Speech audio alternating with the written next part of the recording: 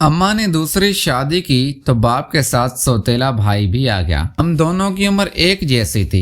अम्मा तो दूसरी शादी से बहुत खुश थी। अब्बा के आते ही कमरे में बंद हो जाती जैसे पहली शादी हो, लेकिन सौतेला भाई बहाने बहाने से मेरे करीब आने की कोशिश करता था। अक्सर मुझे सफाई के दौरान भाई के कमरे से गंदे पैकेट मिलते थे। गर्मियों के दिन थे, उस दिन मैं घर में अकेली थी। सोचा नहा लूं। सुबह से काम करके मेरे कपड़े पसीने से गीली होकर सूख चुके थे, जिसकी वजह से कपड़ों से गंदी बू आ रही थी। इससे पहले कि मैं वॉशरूम जाती, सौतेला भाई मेरे बेडरूम में आकर बोला, एक बार ही नहा लेना।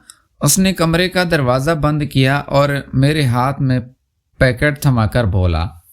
मैं इतनी छोटी नहीं थी कि ये बात समझ ना पाती कि मेरी माँ की दूसरी शादी हो रही है, लेकिन इतनी बड़ी भी नहीं थी कि इस बात को कबूल कर पाती।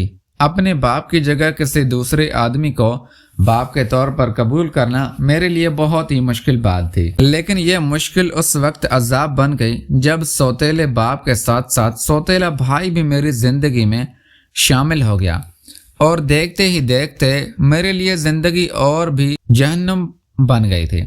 मेरी अम्मा रुखसत होकर नए घर जाने लगी तो मुझे भी अपने साथ ले गई। घर में दाखिल होते ही सबसे पहले एक लड़के ने आकर अम्मा को सलाम किया। उन्होंने मोहब्बत से उसकी तरफ देखा और फिर मुझे देखकर कहने लगी, दुआ ये तुम्हारा बड़ा भाई आतिफ है। आज से तुम अपने बड़े भाई के साथ प्यार मोहब्बत से रहना। अम्मा की बात पर मैं हैरान रह गई थी। अचानक ही मेरा बड़ा भाई कहाँ से आ गया था, और फिर मुझे समझ आया कि वो मेरे सौतेले बाप का बेटा है, जिससे अम्मा ने मेरे बड़े भाई का दर्जा दे दिया है। मेरा भाई मुझे सर से पांव तक अजीब सी नज़रों से देख रहा था। पता नहीं क्यों वो पहले ही मुलाकात में मुझे बिल्कुल भी पसंद नहीं आया था। अम्मा ने मुझे मेरे कमरे में छोड़ा और कहने लगी, आज से ये तुम्हारा कमरा है। मैं तुम्हारे अब्बा के साथ दूसरे कमरे में मौजूद हूँ। किसी चीज़ की ज़रूरत हो तो आवाज़ लगा देना।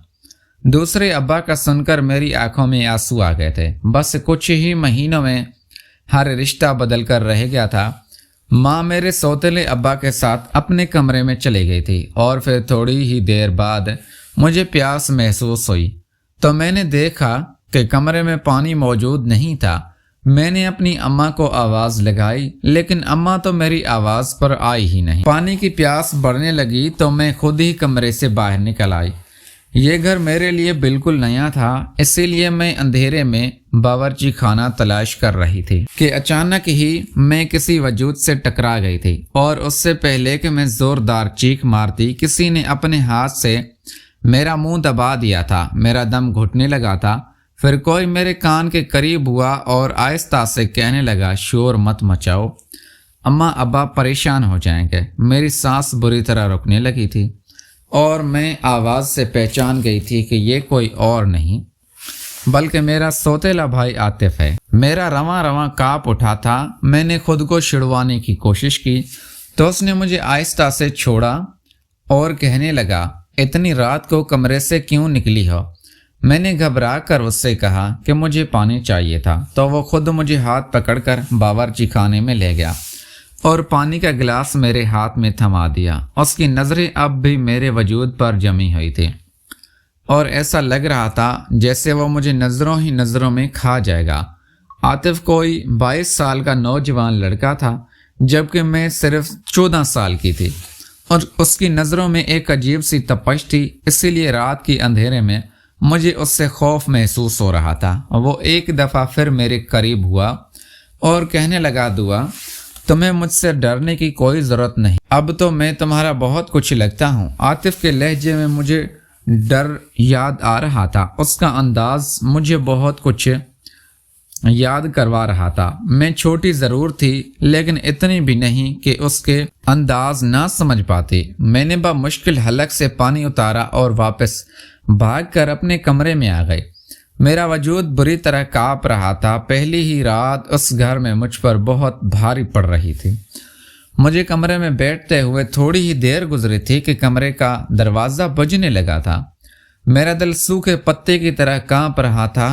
मुझे यकीन था कि दरवाजे पर आतिफ ही मौजूद होगा, इसीलिए میرا دروازہ کھولنے کا کوئی ارادہ نہیں تھا۔ دروازے پر بار بار دستک ہو رہی تھی اور میں اپنے آپ میں سمٹتی چلی جا رہی تھی۔ میری آنکھوں میں آنسو آ رہے تھے، نہ جانے میں کہاں پھنس گئی تھی۔ اور پھر کافی دیر بعد مجھے اماں کی آواز سنائی تھی۔ وہ میرا نام پکار کر کہہ رہی تھی کہ دروازہ تو کھولو دعا۔ اماں کی آواز پر میری جان میں جان آئی اور میں نے جلدی سے دروازہ کھول دیا۔ اماں نے مجھے سینے سے لگایا اور ڈانٹتے ہوئے پوچھنے لگی کہ میں نے اتنی دیر کیوں لگا دی۔ میں نے جھجکتے ہوئے اماں سے کہہ دیا کہ مجھے ڈر لگ رہا تھا۔ اماں ہنس کر کہنے لگی، کوئی بات نہیں، آج اس گھر میں تمہاری پہلی رات ہے نا، اسی لیے میں نے ایک نظر اماں کے چہرے پر ڈالی جہاں مجھے خوشی نظر آ رہی تھی۔ اماں اپنی دوسری شادی پر بالکل مطمئن تھی، لیکن مجھے اپنی سوتیلے بھائی کی موجودگی پریشان کر رہی تھی۔ اماں مجھے دیکھنے کے لیے آئی تھی اور مجھے دیکھ کر واپس لوٹ گئی تھی۔ میں نے کمرے کا دروازہ دوبارہ اچھی طرح سے بند کر لیا تھا، لیکن پھر تو ہر رات ہی ایسا ہونے لگا تھا۔ میں شام ہوتے ہی اپنے کمرے میں بند ہو جاتی اور اچھی طرح دروازہ بند کر لیتی، کیونکہ مجھے عاطف سے خوف محسوس ہونے لگا تھا۔ وہ سارا دن مجھے جن نظروں سے گھورتا تھا، وہ نظر مجھے اپنے وجود کی آر پار ہوتی محسوس ہوتی تھی۔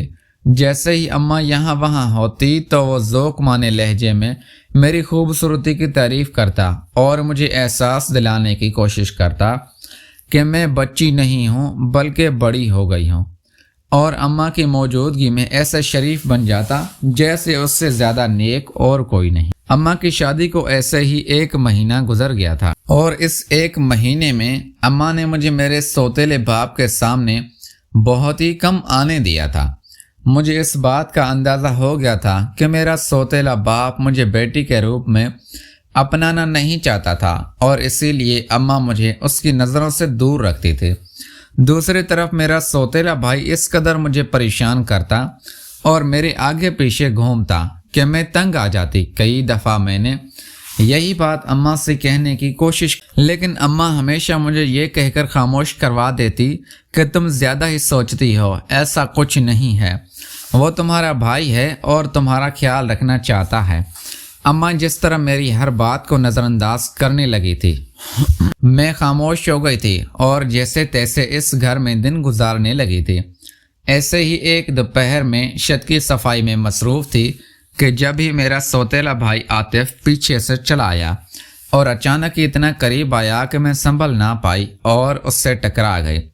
اس کی اس حرکت پر جہاں مجھے غصہ آیا وہیں وہ زور زور سے ہنسنے لگا۔ میں فوراً 2 قدم پیچھے ہٹی اور غصے میں کہا، یہ کیا حرکت ہے؟ میری بات سن کر وہ انجان بن گیا اور کہنے لگا، میں نے کیا کیا ہے؟ تم تو خود بخود جان بوجھ کر مجھ سے ٹکرائی ہو اور اب بھولی بن رہی ہو۔ اس سے پہلے کہ میں اسے کوئی جواب دیتی، اماں چھت پر آ گئی اور کہنے لگی، دعا، جس کام میں لگتی ہو اس کام میں لگی رہ جاتی ہو، میرے ساتھ نیچے چلو اور بھی کام نپٹانے ہیں۔ پیارے دوستو، ویڈیو پسند آئی ہے، ویڈیو کو لائک کریں، چینل کو لازمی سبسکرائب کریں۔ شکریہ۔